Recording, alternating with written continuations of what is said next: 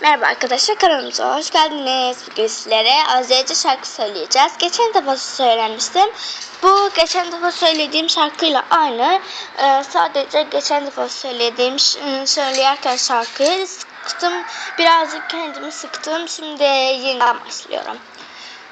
Bu dünyanın bir adı var, canım benim memleketim. Güneş gibi daim yanar, odlar yurdu məhəbbətim. Qoyacaqsın zirvələrə o yenilməz bayrağımız. Qayıdacaq bir gün yenə hər bir qarış torpağımız. Hər bir elin öz yeri var, mənim elim doğma diyar. Gözəllikdə o bir bahar, gələcəyə işıq saçar. Qurban olum Azərbaycan bu müqəddəs torpağına. Baxıb igid övladına, qoy sevinsin hər bir ana. Qurban olum Azərbaycan bu müqəddəs torpağına. Baxıb igid övladına, qoy sevinsin hər bir ana. Arkadaşlar, şarkıyı söyledim. Videoyu beğenmeyi ve abone olmayı unutmayın. Hoşça kalın arkadaşlar.